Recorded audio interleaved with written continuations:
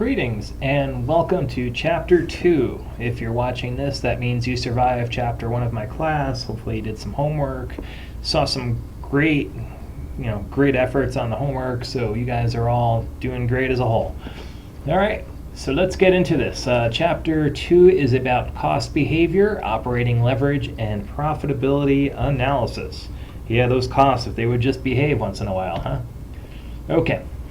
So a couple basic things on here. We have three types of costs. We have fixed cost, variable cost, and mixed cost. The first thing you need to know about fixed cost is that it doesn't change based on something called a relevant range. Now, the guy that writes the tests, Andrew Holt, really good guy, loves the concept of relevant range.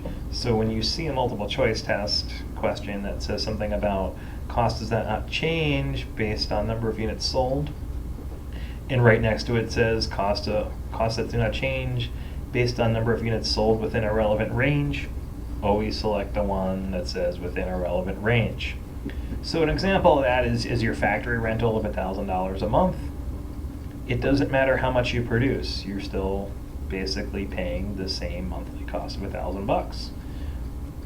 The concept of fixed cost that I think every college student understands, I definitely went through this in college, was you have rent and you have roommates. When I was in college, I had somewhere between 2 and 12 roommates, depending on the month sometimes. But let's assume for this example that everybody paid rent and nobody was just sleeping on your couch. And let's say that your rent is somewhere, let's say call it $1,000. It was a lot cheaper when I was in college, but that was a long, long time ago. And we had dinosaurs running around. So you're renting an apartment or a house for $1,000 a month, and you've got 2 people living there. Rent per person, i.e. unit, would be $500 a piece, but the total rent is $1,000. 10 people move in, that's $100 a pop, right? That means that the rent per person living there is $100, but the total rent never changed. That's what fixed cost does. Now, if you have so many people living there that you have to add an extra apartment, that's where we start talking about relevant range. For variable costs, your variable costs are going to change based on the number of units that you're producing. So a good example of this is you're producing $50 of direct materials per unit. So you get a car manufacturer, right? They have steel. That would be direct materials, or actually I guess nowadays it's plastic, but it's still direct materials. For every car, you have about $50 worth of it that goes into it. That is your variable costs. You make 2 cars, your variable costs are $100.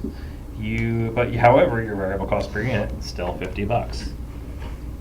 Your mixed costs have elements of fixed cost and elements of variable costs. Examples of that, of course, there's the taxi cab ride where you hop in and immediately it's like $10 and then they charge you extra per mile. That's got both fixed and variable cost. Your fixed cost is the $10 and then the per mile would be variable. Another example of that, for those of you getting married, you hire a caterer, or having a party, I guess, the caterer will usually say, we'll do this job for $5,000 plus $100 per head, or something to that effect. That would be a mixed cost. Okay. Now, one of the things that a lot of students struggle with in this chapter is differentiating between total cost and cost per unit. So cost per unit, every time you make something, if you make 1 thing, 10 things, 1,000,000 things, your cost would, you have a cost per unit. You make a Coke can, that's a cost per unit. Your total cost is when you add up all of your costs. So let's say your cost per unit's $5 and you made 10 units. That means that your total cost is $50. Keep those straight when you're doing these problems. You never want to add total cost with cost per unit. You always want to make sure, I guess if in math teacher speak, it's apples and apples. You want to keep those straight. Although, apples and oranges do make interesting types of beverages. Okay. That's anything going on in this slide that I want to talk about? Not really. I guess the key is, and actually we're going to get down here, and let's just do it this way. Let's just do it this way. But, that's nice verbiage for those of you reading at home, but boy, that slide is painful to talk about. Here's what we have when we draw it. Notice we have the number of units are increasing on the x-axis. We have cost up here, and you have something called total fixed cost. Notice as you increase your units of production, your total fixed cost doesn't change. This is the example where you have $1,000 rent and you keep getting more and more roommates. The total fixed cost, the amount the landlord's getting, is still $1,000. Doesn't change. However, your cost per unit changes. So this is the same exact cost as in the previous slide. You have your $1,000 a month rent. The more roommates you get, the lower cost per unit. In this case, roommates are units. So when you're drawing a total fixed cost per unit, it should be a declining slope, I guess would be the word for it. Why not? This looks exactly like this, doesn't it? Same line. This is actually your variable cost per unit.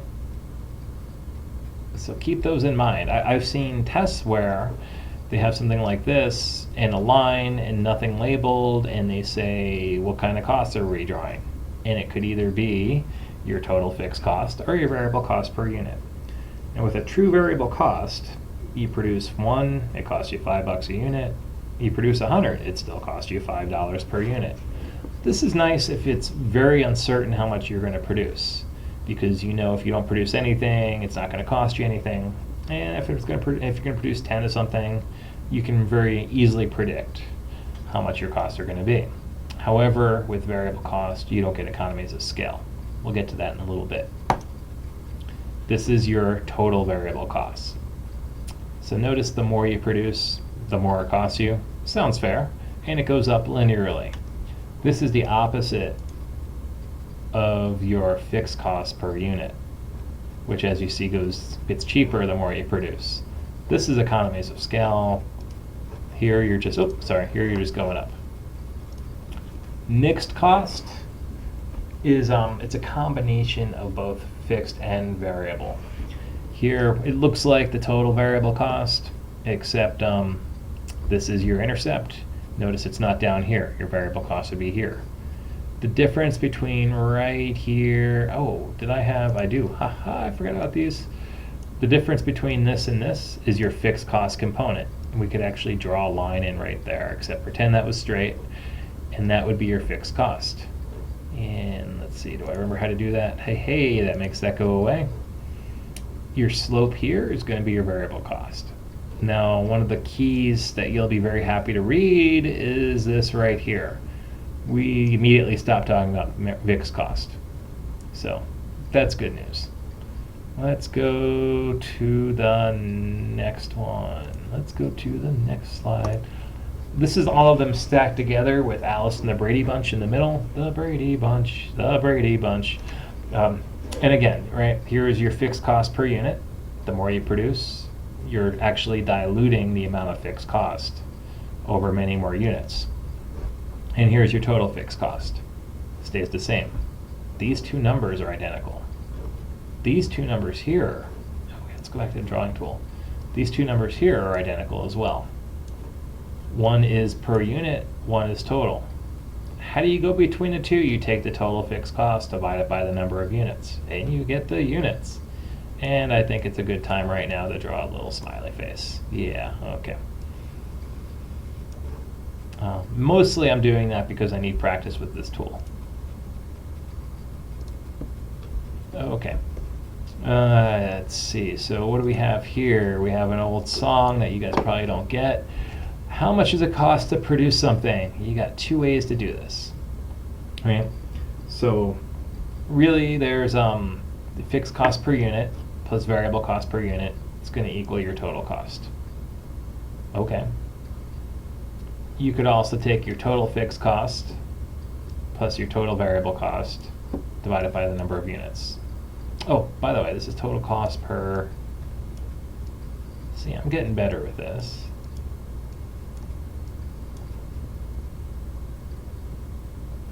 One of the things you never do is you'll never, well, you could do it, but you'd be wrong. You never take a fixed cost per unit and add it to a total variable cost. That would be a bad idea. Oh yeah, and there's my little apples to oranges joke. Ha ha ha. I'm so funny. And let's go to the next one. Most companies, now the question would be, what is better, fixed cost or variable cost? Really, the point of all these slides are, yes, they're both good, they're both bad, there's pluses and minuses to both. All companies have a mixture of both. The key with your fixed cost is something called operating leverage, which we'll get to shortly. We already talked about relevant range. This describes it a little bit further. I'm going to move on. I had somebody a couple semesters ago say they never talked about relevant range, so making sure I kind of beat that up pretty badly. Okay, so here we've got some patterns here. We've got your depreciation per unit. Here's the units that we're producing, 20, 40, 80. And if you notice, depreciation per unit goes from 240 to 120 to 60. If we were to draw that, it would look like this. So the question is that fixed, variable, or mixed? I'm going to let you answer that, but I'll give you a hint. The answers are on the next slide, so don't panic if you can't figure it out. But think about it for a minute. Okay, now we have total depreciation. 48, 48, 48. If we were to draw that, it would look like this, which means it could be one of two things, right? It could be either a total variable or variable cost per unit or a total fixed cost. Oh, by looking at the numbers and by looking at this that says total, we can probably figure out which one it is. I'll let you get there in a second. Okay, here we have cost of supplies. You have 20, 40, 80. How would we graph that? Well, yeah, ooh, that's just ugly. Okay. It would probably look something like that, going up linearly. So what kind of cost would that be? Still playing with this. Then you have your cost of supplies per unit. So if you buy 80 of them, it's $1 a piece. If you buy 40 of them, it's $1 a piece. If you buy 20 of them, it's $1 a piece. What's keying you off there is the unit and why that's different than total. So if you're not totally clear on total versus unit, this is a good time to really kind of ponder that for a while. Are you pondering what I'm pondering? Then we have total salary costs. Notice those are going up like this. 120, 140, 180. They're not going up quite like this.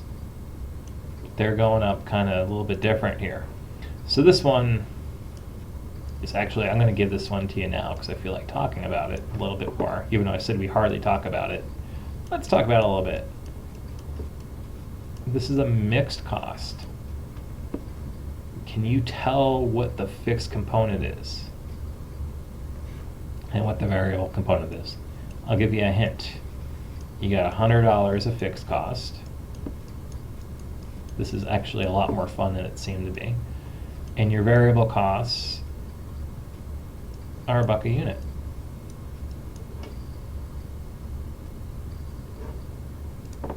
All right. Other things to notice. This is actually the same number, and that's actually the same number. So we get to teach you in this class that $1 is actually $80.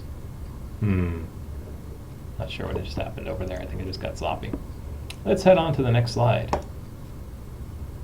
I said let's head on to the next slide. Okay, there we go. Okay. So here's the answers. Notice the pattern. So I want you to stare at these for a little bit, get comfortable with them. Don't memorize them, please. Okay, now we're back on to the contribution margin income statement. So last chapter and all of 2010 as well, we learned the income statement, and what you learned was the GAAP income statement, which is what we have down here. We have the GAAP income statement, which is revenue minus COGS equals gross. This should be a minus sign, minus SG&A equals net. We'll use this from time to time, probably more often than I'd like to think we'll use it. But for managerial accounting, we use something called the contribution margin income statement. This is great for financial accounting. It doesn't really do a whole lot for us as far as analysis goes. So we actually developed a better tool. And let's see if I can change slides. Hopefully I can. There we go. Here's your contribution margin income statement. Now what we did, we took revenue and we took fixed COGS and variable COGS. This is actually an intermediary financial statement that you'll never see again. It's never in a book. But notice I took COGS and broke it out into fixed and variable. And notice I took SG&A, which if you don't remember is selling general and administrative, and broke that out into fixed and variable. So this is still the GAAP income statement from before. It's actually identical to the one before. But one big difference is I just broke out the fixed and variables.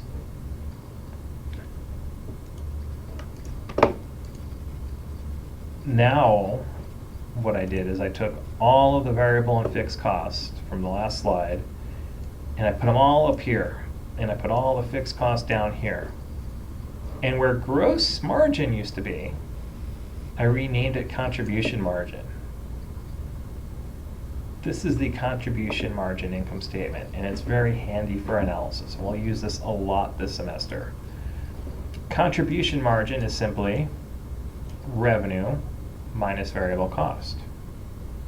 A couple things to notice about this versus the others income statement. Notice here, $50,000 is your net income, $1 million is your revenue. $1 million is your revenue, $50,000 is your net income. Nothing's changed, except the format. So where did cost of goods sold that we spent most of last week working on go? Cost of goods sold is now divided into two components, variable and fixed. Well, where did SG&A go? Well, SG&A is actually now divided into two components, variable and fixed. So we'll be using this contribution margin income statement for more or less the rest of the semester. You'll be doing these in your sleep, assuming we allow you to sleep this semester. It may not happen. Okay, so begs the question, what is a contribution margin? Contribution margin. And really what it is, it's the amount of profit you'd have once your fixed costs are covered. So essentially, if you have no fixed cost, it would be your profit. Very important, and we get right into operating leverage. So now firms that have a lot of fixed costs, the more sales they get, the more profitable they are, the lower their cost per unit becomes. This is key for this chapter. Big companies like Walmart can price less than a company just down the street with one guy working there because they have so many fixed costs relative to their variable costs that the more sales they get, the cheaper they can sell their product for. You calculate operating leverage by taking your contribution margin and dividing it by net income. Now what does operating leverage mean? You're going to end up calculating something where your operating leverage is 10. Well, what does that mean? What does an operating leverage of 10 mean? Is that good? It could be good, it could be bad. But what it means is a 1% change in sales is going to cause net income to change by 10%, either on the upside or the downside. A 5% change in sales will cause net income to increase by 50%. Here's an example down here we have, just for a little bit of fun. You have a contribution margin of $500,000, your net income's $10,000. We know our operating leverage is 45, which by the way is a really big operating leverage. That's huge. That means you have a lot of fixed costs. If your revenue increases by 2%, your net income increases by 90%. That would be a very risky investment, both from a high profit, but also from a high probability of loss standpoint. That's, well, yeah, I was going to get into some gambling terms there, but let's not go there. Let's go to the next slide. This slide compares two companies. You have company one, you have company two. Notice initially, both are humming along. They have $10,000 in sales each. Both have $8,000 in costs, right? And they have the same exact net income. So these companies right here look identical to each other, right? Which one would you rather invest in? You know, who would know, right? Well, now let's say sales increased for both companies by 10%. That's good news, right? Sales go up by 10%. Both companies now have $11,000 in sales. Great. But this company, company one, has $2,600 in net profit. This one has $2,800 in net profit, which actually translates into a 40% increase in net income, and this one a 30% increase in net income. Why the difference? The difference has to do with operating leverage. If you look here, this one has an operating leverage of 3. 2,000, 6,000, divide 6 into 2, you get 3. A 10% increase is going to translate into 10% times 3, 30% increase in profitability. This company, $2,000, $8,000, has an operating leverage of 4. 4 times 10% equals 40%. So a 10% increase in revenue with an operating leverage of 4 translates into a 40% increase in profitability. That's key. Now, what happens if it was a decrease? Well, a decrease would be just as bad, I guess. So here you'd have an operating leverage of 3 times 10%. That would be a minus 30% change. Here with an operating leverage of 4, this would be a minus 40% change, which actually would mean this company would end up being more profitable because their revenue only went down 30% versus 40%. So which one do you invest in? It depends. It depends on a lot of things. One of the things it depends on is whether you think sales will go up or down in the next period. If sales are going up, you want to leverage up. If you think sales are going to go down, you want to leverage down. So we already talked about calculating operating leverage. All you do is you take the 6 by the 2, boom. And really all we have left, we have the high-low method. I was going to let you go a little bit early, but the high-low method is kind of important. So in the real world, you have companies that have lots of variable sales, and they're not always clean, right? So here you have a company in January, they have $30,000 in sales, $450,000, or 30,000 units sold, my bad, 450,000 sales, or total cost. December, 34,000 units sold, 540,000 in total cost. Let's see, down here, May looks like they're slow months. Boy, that could be a ski resort or something, couldn't it? No, maybe. Maybe this would be like Viking season for them. But anyway, as the year goes on, December's pretty big, November's pretty big. It could be a retail, although January would look a little too large there. It should be smaller for this true retail. But I diverge, or something, digress, that's the word. Units sold per month are different, total costs are different. So what is their fixed and variable cost? Well, we can actually calculate that kind of cleverly. And you do that by taking the lowest month, 12,000 sales. Oh, except there's a big mistake here. My bad. Should be taking the 11,000, but let's just pretend that doesn't exist. We'll take the lowest month, which is 12,000, and we take the highest month, which is 34,000. And then we go to the next slide. Now, for the high-low method, again, we have the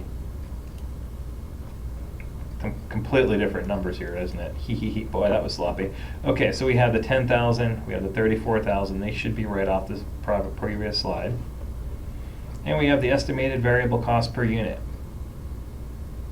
So we calculate the estimated variable cost per unit by taking the difference in costs between the high and low, which is these,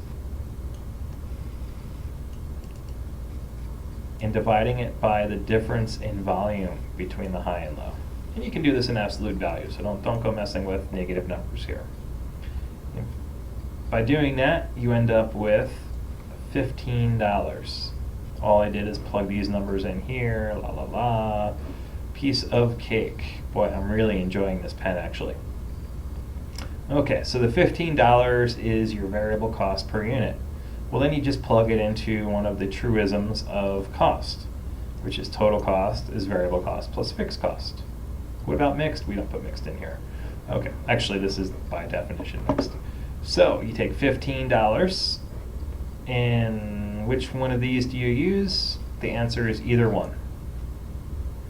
For this problem, I liked using actually I guess I used both here. So you take the $15 times the 10,000 units is going to get you your total variable cost, plus your fixed cost is going to equal 180,000. Solve for X, $30,000. Same exact thing with the high value.